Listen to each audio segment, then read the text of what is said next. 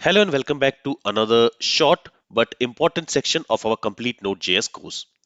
In this section, we will explore key security practices to help safeguard our Web API application against any potential threats and attacks.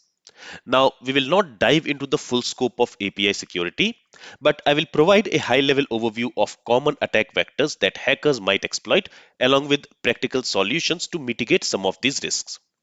Securing your web API or a web application is absolutely critical, and unfortunately, it's a topic that many courses tend to overlook.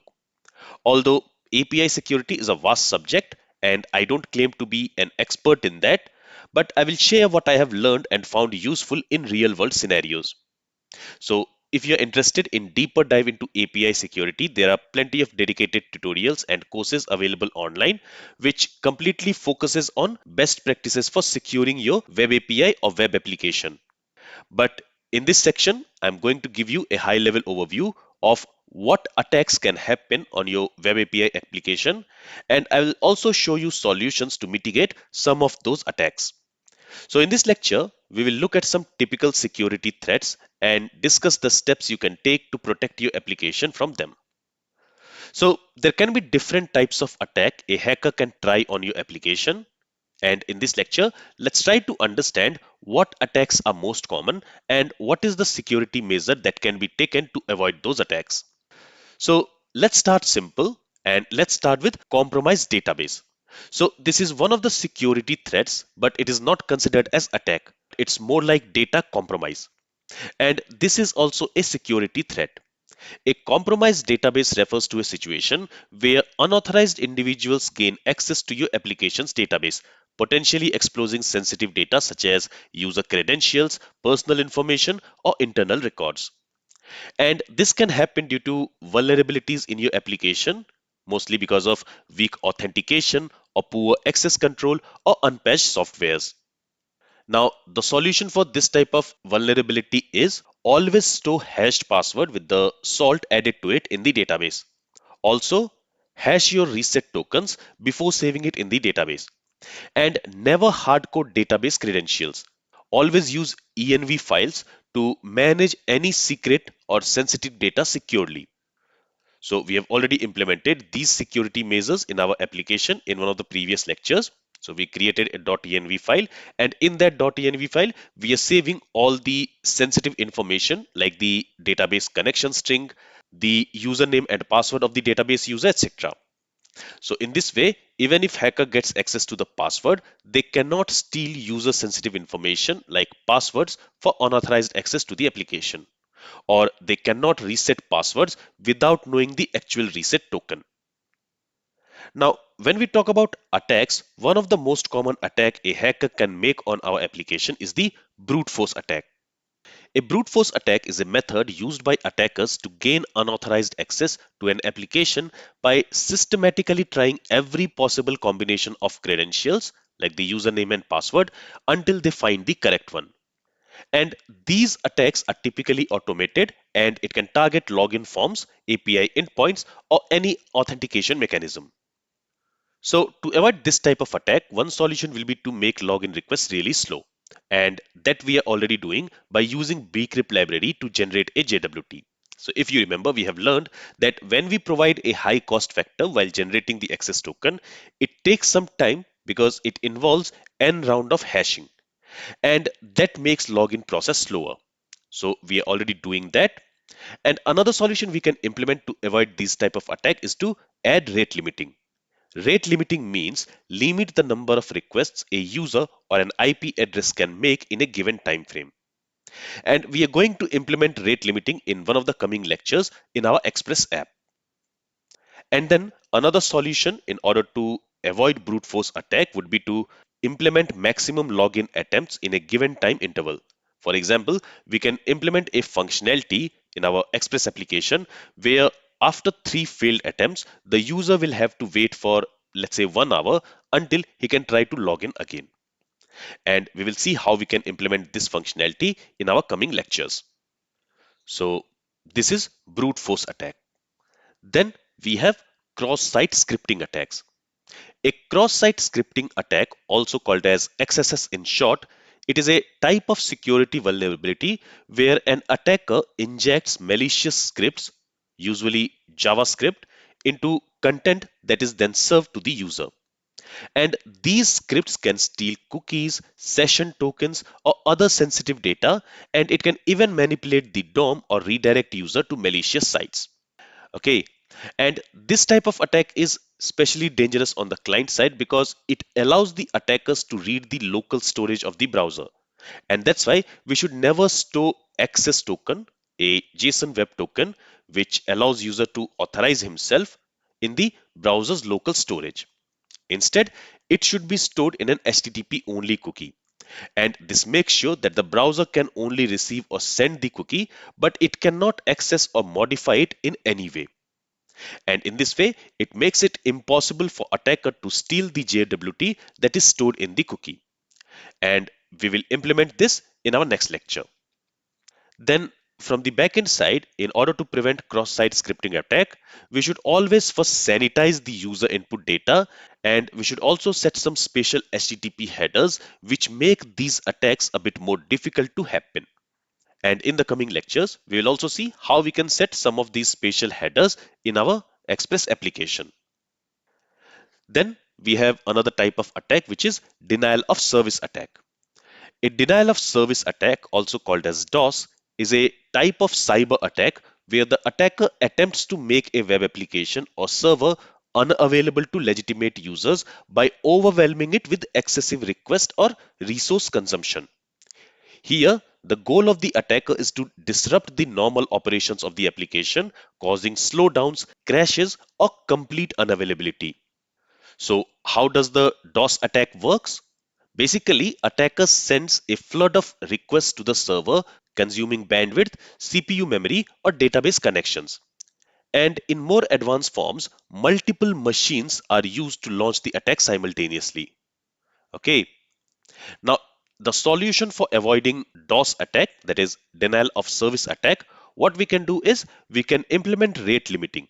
So this is one solution which can allow us to prevent DOS attacks. Then we can also limit the amount of data that can be sent in the request body in a post or a patch request. And we can also avoid using a so-called evil regular expression in our code. An evil regular expression is a poorly designed regular expression that can be exploited to cause excessive backtracking, leading to performance degradation or even application crashes.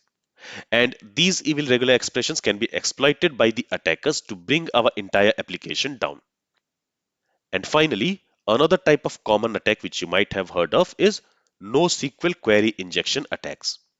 A NoSQL injection attack is a type of security vulnerability where an attacker manipulates input data to alter NoSQL queries in a way that bypasses authentication, retrieves unauthorized data, or modifies the database.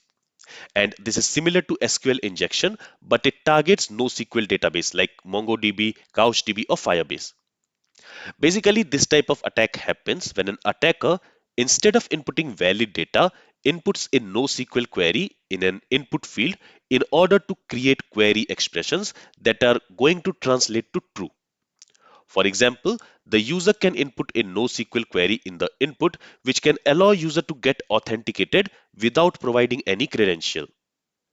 The solution for this type of attack would be, so in an Express application like the one which we are creating with MongoDB database, using Mongoose is already a pretty good strategy to avoid this type of attack.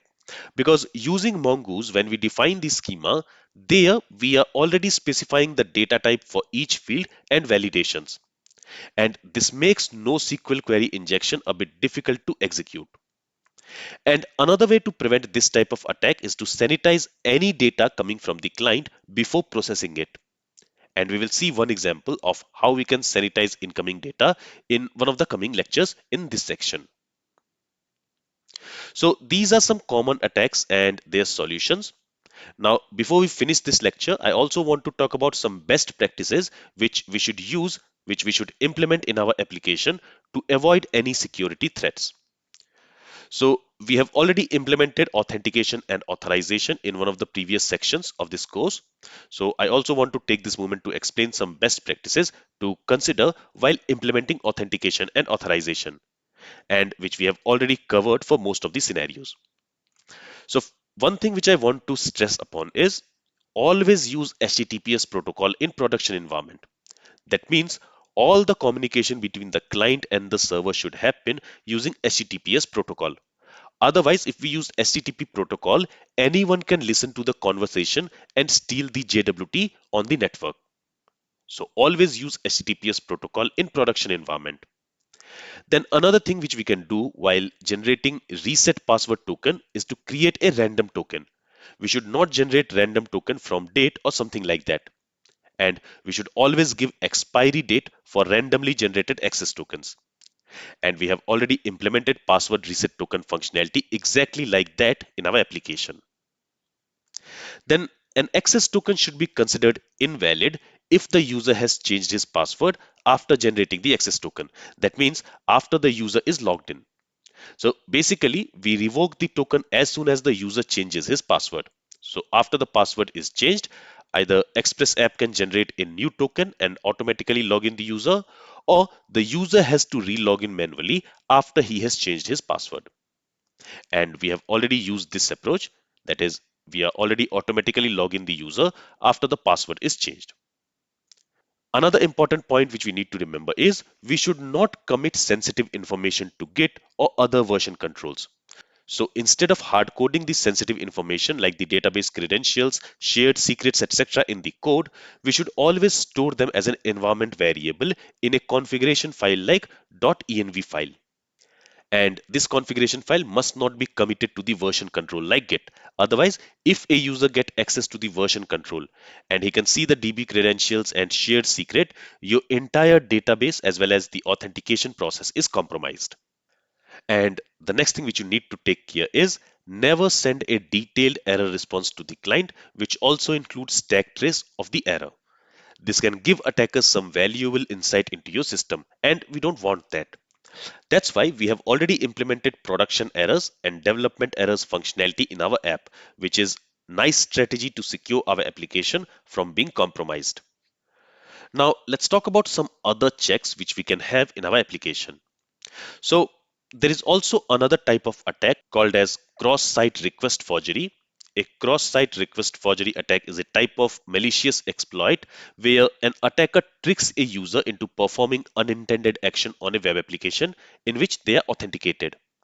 And the attacker leverages the user's active session to send unauthorized requests, often without the user's knowledge. So, for example, imagine a user who is logged into a banking site. Now, if he visits a malicious website while still logged into the banking app, that malicious site could silently send a request to the banking site using the user's session cookies in order to transfer money. And since for the banking app, the request will appear to come from the legitimate user, the server may process it.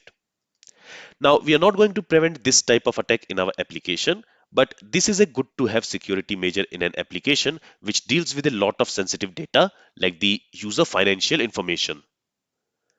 Then another security measure which we can have in place in our application is to re-authenticate a user before the user performs a high value action. For example, when a user is trying to make a payment or trying to delete something, we can ask user to re-authenticate himself just to ensure that the person initiating the request is indeed the legitimate user and not someone who has hijacked their session when the user left their account unattended. Again, this is not something we will implement in this course, but it's a nice feature to have in some applications. Another very nice feature which we can implement as a security measure is to blacklist any untrusted access tokens. So, blacklisting an untrusted access token means marking it as invalid or revoked so that it can no longer be used to access protected resources in your application. And this is a critical security measure in token-based authentication system like the JWT to prevent unauthorized access. Now, when we should blacklist an access token? So we should blacklist access token in scenarios like user logout, password changed or account update, or when there is a suspicious activity, or when there is a token theft or leak, or when user account is deactivated. Then what we can also do is after a user has created his account using sign up process, before authenticating the user has to confirm his email. For that, from our application, we need to send an email to the newly created user's email address with a link to confirm his email. Only after the user has confirmed his email, the user should be able to log into the application. And this is very common in many web applications. And if you want, you can also have this feature in your application. Then we can also implement a feature in our application where we can keep users logged in by automatically requesting a new JWT just before the previous token gets expired. And this can be achieved with the help of a concept called refresh tokens. But we are not going to implement this functionality in our application because I want to keep things simple. But this is something which can be easily achieved. And finally, for creating a really secure application, we can also have two-factor authentication in place. Two-factor authentication is a security process that requires users to provide two different types of verifications to access an account or perform a sensitive action. It adds an extra layer of protection beyond just using username and password. Basically, with a two-factor authentication, after the user has authenticated himself with username and password, the user also needs to perform a second authentication. For example, by providing an OTP which user has received on his phone after the first authentication. And only after providing the correct OTP in the second authentication step, the user will be really authenticated. And here I'm taking an example of OTP, but it can also be some other method. Finally, there is one more security measure which we can have in place and which we are going to implement in our Express application, and that is preventing parameter pollution. For example, if the user specify the same query parameter in the URL, it will throw an error because our application is not prepared for that. And so attackers try these kind of weakness to crash the application. And that's why we need to make our application prepared for such attacks also. And we will understand this practically in our coming lectures. All right, so this was a very high level overview of what types of attack a hacker can try on a web application and how to avoid that from happening. Now, we are going to learn about some of these attacks and the solution for that in detail in our coming lectures. This is all from this lecture. If you have any questions from this lecture, then feel free to ask it. Thank you for listening and have a great day.